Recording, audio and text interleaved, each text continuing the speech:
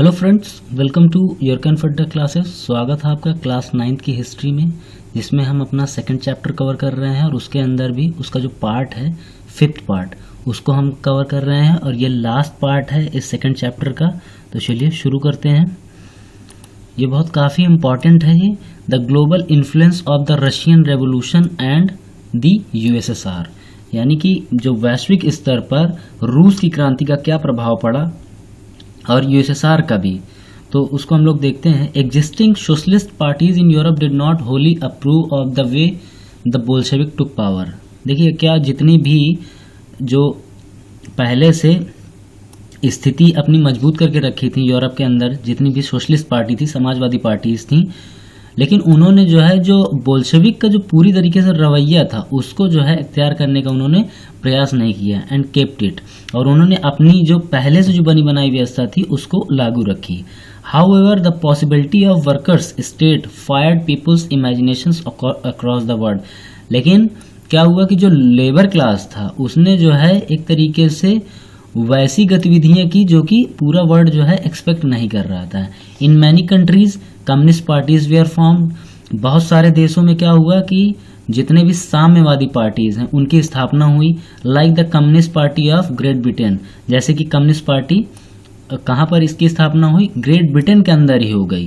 तो ये कहीं ना कहीं एक तरीके की क्या हुआ, सेंध लगाने जैसी बात हुई कि कैपिटलिस्ट का जो गढ़ था, कैपिटलिज्म का जो गढ़ था, वहां पे कम्युनिस्ट पार्टी का बन जाना कहीं ना कहीं एक नई विचारधारा का बड़े स्तर पे तैयार होते हुए दिखाई दे रहा था। The Bolsheviks encouraged colonial peoples to follow their experiment.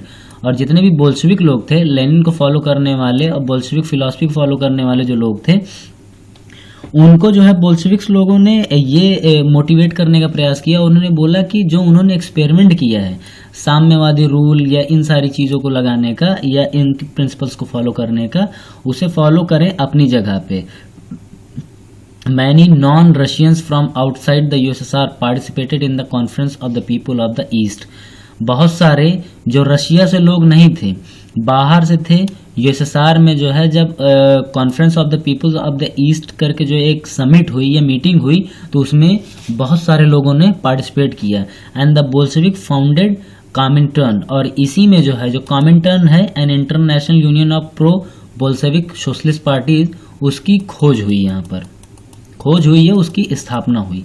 Some received education in the USSR communist university of the workers of the east, और कुछ लोगों ने जो है शिक्षा वगैरह भी पाई यूएसएसआर की जो कम्युनिस्ट यूनिवर्सिटी थी वर्कर ऑफ द ईस्ट में, वहां से उन्होंने शिक्षा वगैरह भी ग्रहण किया। By the time of outbreak of the second world war, और जब तक कि दूसरा विश्व युद्ध होते हुए दिखा, the USSR had given socialism a global face and world stature. और फिर उसी के साथ साथ जैसे ही द्वितीय विश्व युद्ध की शुरुआत होती है, पूरे विश्व को समाजवाद का एक वैश्विक चेहरा जो है से दर्शन करवाता है। कौन? USSR, union socialist Soviet Republic, जो कि 17 देशों का एक ग्रुप था। Yet by the 1950s it was acknowledge within the country that the style of government in the USSR was not in keeping with the ideals of the Russian Revolution। और 1950 के पास पूरे विश्व को पता चल गया था कि जो यूएसएसआर की गवर्नमेंट है उसके अंदर जो है जो रशियन रेवोल्यूशन के जो तत्व हैं वो मौजूद नहीं है, या विचार बहुत ज़्यादा प्रभावी नहीं है।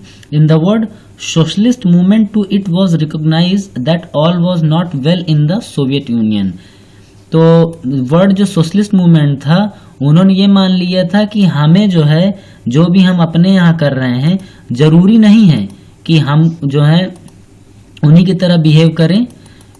जैसे कि रशिया में जिस तरीके की पॉलिसी वगैरह अपनाई जाती है, ज़रूरी नहीं है कि हम उसी तरीके से बिहेव करें या वही पॉलिसी को फॉलो करें। In its industries and agriculture had developed and the poor were being fed. यहाँ पर क्या हुआ, उद्योग और कृषि को जो है डेवलप किया गया और गरीबों को बाकी सारी जो व्यवस्थाएं थी उनको उपलब्ध कराई गई। But it had denied the essential freedom to its citizens. लेकिन इन्होंने क्या किया कि जो बहुत आवश्यक जो फ्रीडम थी, स्वतंत्रताएं थी, जैसे freedom of speech, freedom to expression वगैरह, जो उसको क्या कर दिया गया, डिनाइड कर दिया गया। And carried out it's developmental project through repressive policies, और कई अलग अलग तरीके की जो हैं जो रिप्रेसिव होती हैं यानी दबावकारी जो पॉलिसी होती हैं या नीतियां होती हैं, उनके माध्यम से जो है पूरे समाज को दबाने का प्रयास किया गया। By the end of the 20th century, 20वीं शताब्दी के अंत तक आते आते, the international reputation of USSR as a socialist country had declined through it was recognized as socialist ideals still enjoyed respect among its people। देखिए, इसमें कहने का मतलब ये है कि जो 20वीं शताब्दी का अंत है, मतलब कहने का मतलब है 1990s तक आते आते जो है इंटरनेशनल जो रेपुटेशन थी, यानी कि जो सोशलिस्ट विचारधारा का जो एक आइडिया था वो पूरी तरीके से धरातल पर आ गया था।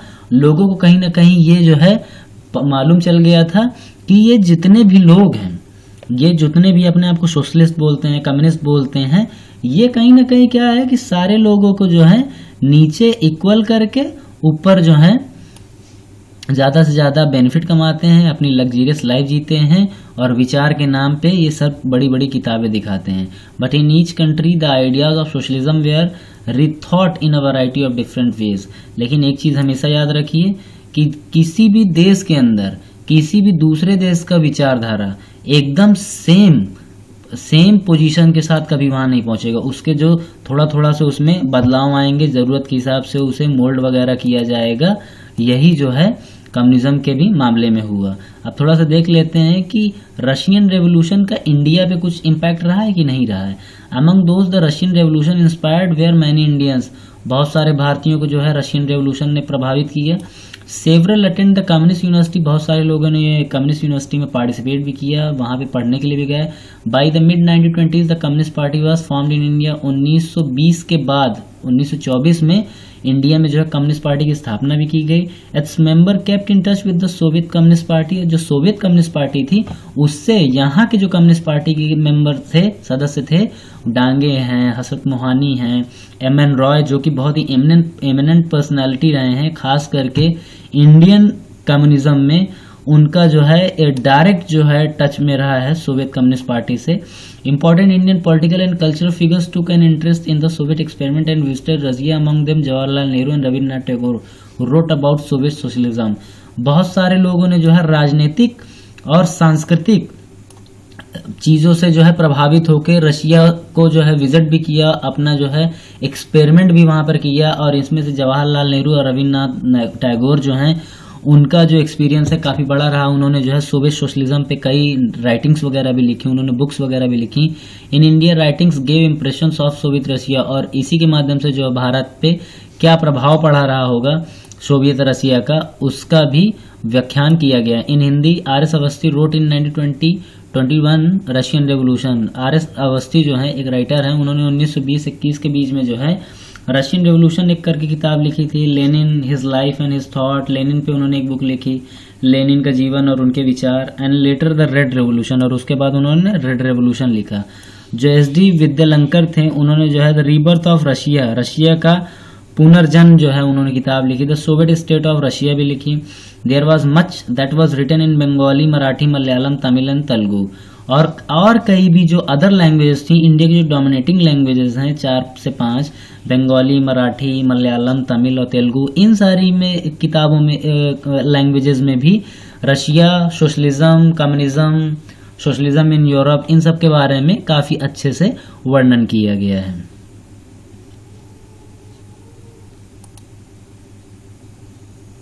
और ये एक छोटी सी केस स्टडी जो है मैं यहाँ पर कंप्लीट कर देता हूँ, और उसके बाद हमारा ये सेकंड चैप्टर ख़त्म हो जाएगा, पार्ट 5 भी ख़त्म हो जाएगा, फिर हम नया चैप्टर 3 शुरू करेंगे।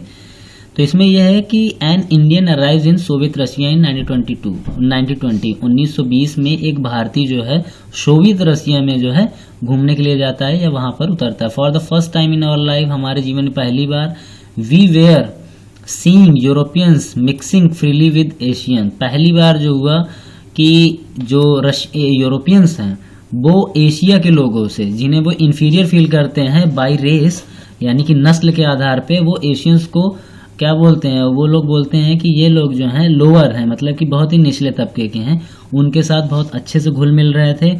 On seeing the Russians mingling freely with the rest of the people of the country was we are convinced that we had come to a land of real equality. और ये इस तरीके से जैसे रशियन लोग Asia के लोगों से जिस तरीके से मिल रहे थे और उनके साथ अपने विचार व्यवहार को बांट रहे थे, तब मुझे मतलब वो बंदा जो राइटर है जो वहाँ पे गया हुआ है उसे ये लगा कि अब लग रहा है कि ये सच्ची जो है समानता है। We saw freedom in its true light, और हमने क्या किया कि जो है स्वतंत्रता को जो है हमने सच्ची लाइट से देखा, यानी कि सत्य प्रकाश में देखा। In spite of their poverty, उनकी गरीबी, in spite of their poverty impose by the counter revolutionaries and the imperialist, और उनकी जो गरीबी थी उसकी वजह क्या रहे, तो उसके विरोध में जो है रेवोल्यूशनरिस्ट जो थे उन लोगों ने जो है काम किया। The people way are more jovial and satisfied than even before, और लोग जो हैं अब जो है इस विचारधारा के माध्यम से बहुत ज़्यादा खुश और संतुष्ट थे। The revolution had instilled confidence and fearlessness in them, और इस क्रांति ने यानी जो रशियन रेवोल्यूशन ने लोगों के अंदर जो है आत्मविश्वास एकदम जो है भर दिया, और फियरलेसनेस इन देम, और उनके अंदर जो है भय खत्म कर दिया पूरे वर्ल्ड का, कैपिटलिज्म का। The real brotherhood of mankind would be seen here among this peoples of 50 different nationalities, और यहाँ पे जो है आपको जो भाईचारा है वो आपको देखने को मिलेगा 50 से अलग अलग देशों के अलग अलग religion, race, caste, class, gender, इन सारे लोगों को आप इक्वल नेशनैलिटी के साथ देखने को आपको सौभाग्य प्राप्त हुआ। नो बैरियर्स ऑफ कास्ट और religion hindered them from mixing freely with another, और किसी भी व्यक्ति को सिर्फ इस वजह से एक दूसरे से अलग नहीं कर रहे थे कि वो जो है धर्म या जाति के आधार पे जो है भिड़ेंगे। Every soul was transform into an एन एरेटर, और प्रत्येक सोल को जो है एक तरीके का जो वक्ता होता है, ओरेटर जो होता है या किसी बात को बताने वाला होता, उसमें जो है कन्वर्ट कर दिया था, उसमें उसे रूपांतरित कर दिया था। One should see a worker, जब कोई व्यक्ति एक वर्कर को देखेगा, लेबर को देखेगा, पीजेंट एक किसान को देखेगा, एक सोल्जर को देखेगा, तो उसके अंदर भी जो है उसे एक प्रोफेशनल लेक्चरर की फीलिंग आएगी, क्योंकि उसकी बातों में लॉजिक होगा, बहुत ही जेन्युइन बात करेगा। और ये कैसे आएगा, जब वो सोशलिस्ट विचारधारा को होगा। तो ये शौकत उस्मानी जी हैं, उन्होंने जो है ये राइटिंग्स लिखी थी। उनकी जो किताब थी हिस्टोरिक ट्रिप्स ऑफ रेवोल्यूशनरी, यानी कि एक ऐतिहासिक यात्रा थी क्रांतिकारियों की, उस पर उन्होंने ये राइटिंग्स लिखी थी। तो आई होप कि आपको ये वीडियो अच्छा लगा होगा, और ये हमारा जो सेकंड चैप्टर का था मैंने इसको काफ़ी अच्छे से कवर किया है। और आप इसको अगर और भी अच्छे से देखना चाहते हैं तो आप मुझे कमेंट बॉक्स में जो है मैसेज वगैरह कर सकते हैं, ताकि मैं वीडियो कंटिन्यू करता रहूं। Thank you for watching the video.